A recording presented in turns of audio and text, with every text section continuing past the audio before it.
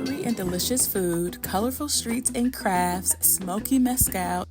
I don't think I've ever tasted a shot, for real. This engine, it's like just knock it back and hope for the best. And beautiful nature are all phrases to describe the vibes of Oaxaca. As the capital of the Mexican state of Oaxaca, Oaxaca City has been at the top of my Mexico bucket list for some time now, primarily for the food, but also for their creativity and connection to their indigenous roots.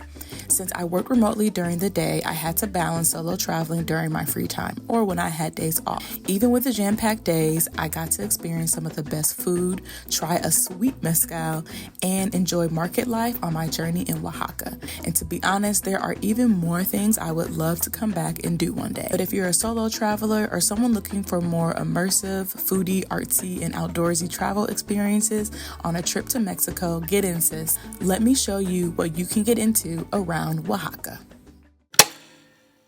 Hola, buenos dias. I'm currently outside of the Church of Santo Domingo de Guzman, which actually has been under construction since 1551. And as you can probably hear or see, it is still going on. But today I am doing my first big touristy experience with Airbnb Experiences, which is a Zapotec experience. It's where the women who make the handcrafts and the pottery and the art you may have heard about in Oaxaca live. So it's a full 10-hour experience. I'm super excited. It's also with a Mexican-owned and women-owned company. So I'm super pumped. I love doing the artsy cultural things while I'm traveling. So I'm excited to see what this one has in store today. The first stop was Teotitlán de Valle, which is 45 minutes outside of Oaxaca City. On the ride, Alejandra, my guide, also gave us a little history about Oaxaca and explained that as a region, it is a matriarchy where the women work and men are at home. She also explained that their wedding culture is where weddings last 15 days, and there was one currently going on in the village. But once we arrived, we learned about the different textiles they make, especially how they use wool to create their iconic wool rugs, and I quickly learned just how much technique and arm strength was required. Like that? Or yeah, no? You can continue if you're gonna come it that way. But if you wanna remove one side, oh, okay. You hold it the same way. Oh, you hold like this? Yeah, and then just grab it against each other. Oh. Oh. See? And then that you would be removing it. So you start from the bottom. Oh my gosh. Stop. Very gentle. There you go. That's better? Yeah. Okay. It could take between 3 to 5 minutes. Or 3 hours. And I also got to try to spin the wool, and if you've ever had to pat your head and rub your belly, it reminded me of doing that, but at a larger scale. Okay. Let's see.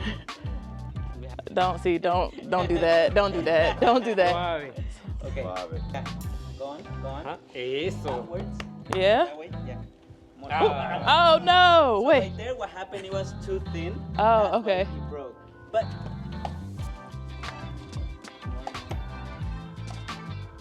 so you can just bring it all back to here. 5 vueltas. Spin it 5 times. 5 times? Pero, Yeah? Stretch it. Stretch a little bit more. No?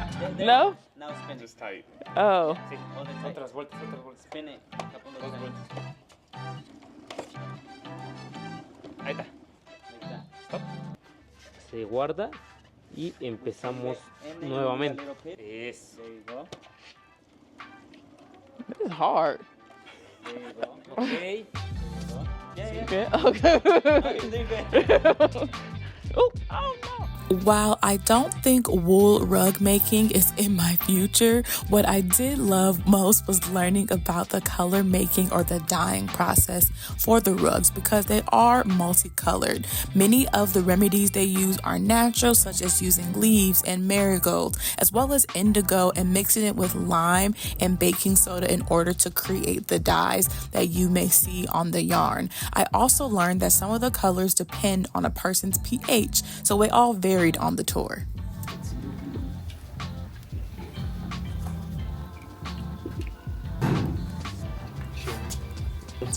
What color did you guys get? It's like a deep red. Very good. So there was lime in here, lime, baking soda, and ashes. and ashes. And the first thing was just water. Purple now.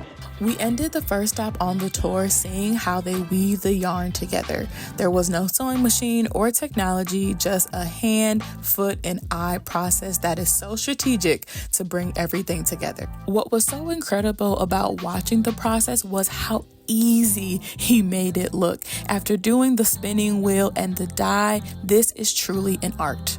There are even wool rug competitions to see who can make the best ones. And if you want to bring one home, they are available at the end. So bring your cash and card because now it was on to candle making. Similar to the wool rugs, Oaxaca is also known for their candle making. We got to meet Leticia and her family's business of making candles from beeswax on this experience too. What I love most about both of these experiences is how hands-on they are in their own right. Many times tours can feel extractive, but I love learning through travel, and Leticia did a great job of modeling how to create a candle from a mold. Like the wool rug maker, she made it look so easy because she's been creating candles since she was a young girl. So of course I had to try to make my own too, and y'all, this may be a better fit for me than the rugs. Oh. It was also an honor to meet Leticia's parents. Though she leads the family business now, they taught her everything she knows. Leticia's mom can no longer see. However, since she has been creating candles for so long, she can do everything from memory. So when it was time for me to finish off my pineapple candle, Leticia's dad, who always tries to go faster than his wife, but she is just too good, so he never wins, shaped the top, and I dipped it into some green dye to solidify the pineapple. But no day trip to Oaxaca is complete without a trip to a local market. This was our lunch stop during the day, and I was starving. So y'all know I ordered a plethora of food to eat. We're about halfway through the tour, and now we're at the market, and I have 3 tacos. I got one with chicken, one with cheese, and one with potatoes. These are fried tacos, not your regular tacos. So they're fried on the inside, which is really cool. It's really popular here in Oaxaca. All right, so out of all of the taco fritos, I like the chicken one the best. It kind of tastes like a Frito-Lay chip, but with chicken inside and like cheese and lettuce and guacamole and salsa on top. Okay, now I have the quesadilla. That's what it looks like.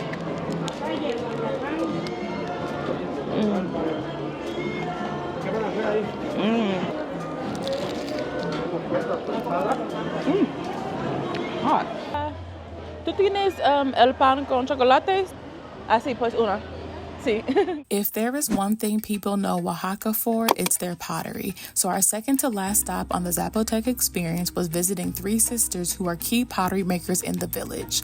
Dora, who spoke with us during the experience, is a self-proclaimed perfectionist, and I quickly learned why. I was amazed watching Dora make this pottery right in front of us in less than 30 minutes. And what I also found both resourceful and creative was that most of her materials are things you can find in any town. She obviously has her hands to shape the clay, but she also used a piece of a tire to smooth it out and corn to put the design around the gourd she was making.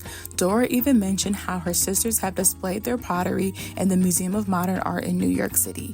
These 3 sisters decided early on not to marry, and therefore they teach other women in the village about how to make artisanal pottery, to keep the tradition alive, and to hand down their skills and techniques to the next generation. And our final stop of the day trip was visiting a mezcal distillery. Many people lump mezcal and tequila together, however, they each have their own distinct flavor. Mezcal tends to be a bit smokier than tequila, and tequila is also mass-produced in a way that mezcal is not. The best Oaxacan mezcal is still created in small batches within Oaxaca in towns like this and is the alcohol of preference for many Oaxacans. Surrounded by agave plants, we learned a bit about the process before, of course, trying it for ourselves. Yeah. Oh, that's to sweet. enjoy a little bit. It's light. But this is dangerous, yeah. It's dangerous because you don't feel the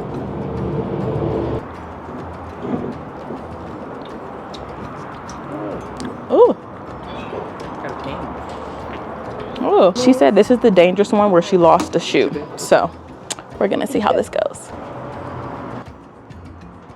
Overall, me and Mezcal have a hit or miss relationship, but if you drink alcohol, I think trying it out while you're in Oaxaca is a must-do experience because you also learn about the snacks that go with it, including chocolate and grasshoppers, and a sweet hibiscus snack that kind of tastes like natural candy. Speaking of food, a Oaxacan cooking class was one of the highlights of my trip.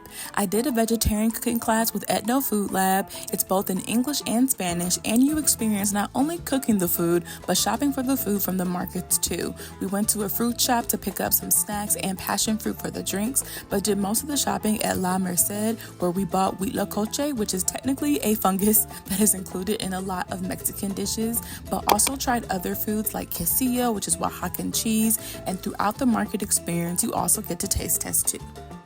I love cheese. Okay, let's see. It's corn, cacao, and like cacao flour.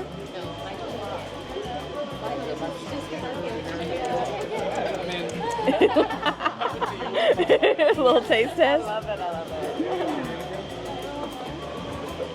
It's good. Markets are one of my favorite places to go while traveling because you learn so much about a city or country through the food they offer, and Mexico is one of my favorite places to visit and browse. We love a cooking class that gives passion fruit juice and mezcal.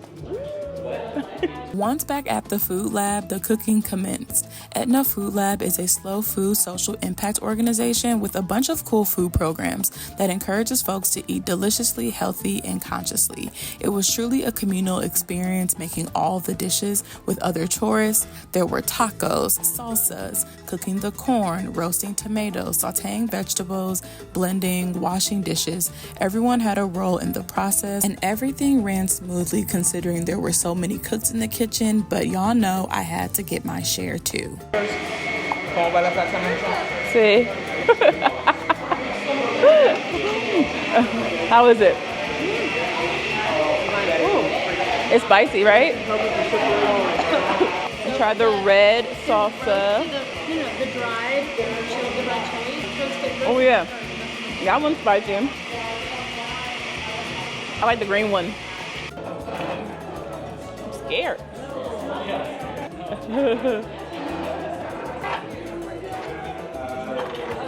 Okay. Yeah. And then we flip it.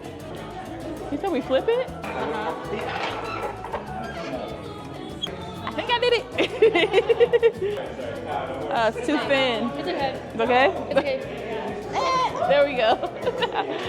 One thing I often underestimate when I am visiting new cities or countries is how food truly does bring people together. No matter where I've gone as a solo traveler, whether it's Mexico, Colombia, or Peru, food does bring people together from all parts of the world, including people like tourists. And I will say that Oaxacan food definitely lived up to the hype. So when it was time to eat, oh baby, we made sure we ate well. I loved learning about Oaxacan food culture through Etno Lab. I love the passion fruit juice and the mole and the huitlacoche corn. Who knew that a fungus could taste so good? It was an excellent class and I highly recommend them. I went back to my room after just to kind of relax for a little bit, but I'm off to the mezcal and mole tasting. I'm using the app Didi because they do not have Uber in Oaxaca, but Didi is a nice alternative. However, I do have to pay cash.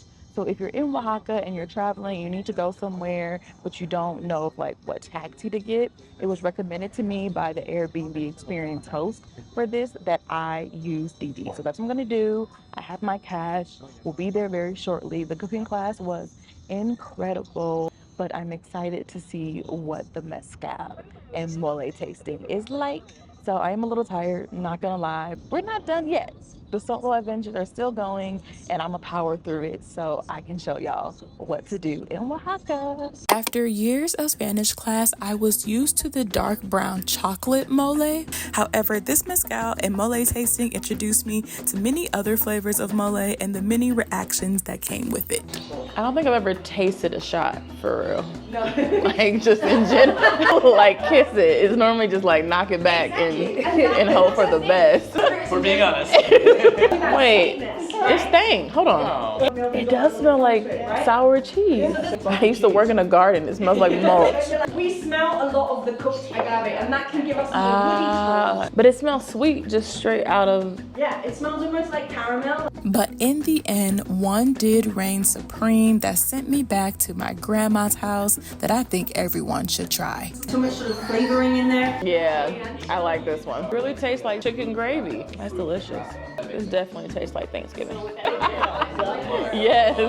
Fried chicken, biscuit, smothered fried chicken though. I'm thinking like the filling in a chicken pot pie. Mezcal and mole are both acquired tastes, to say the least, but I do recommend coming to Oaxaca and trying out a class like this so you can try a little bit of everything. Hierve el agua is the last experience of my Oaxacan itinerary, and fittingly so, as it is one of the calmest. Hierve el agua are rock formations that create a petrified waterfall due to the minerals in the water on the white rocks that gives it that waterfall cascade effect. The tour I did included a bit about the history of the area, including how it's been an area of tension between the indigenous community and Oaxacan government in the past, but currently, as of May 2024, it is open to the public.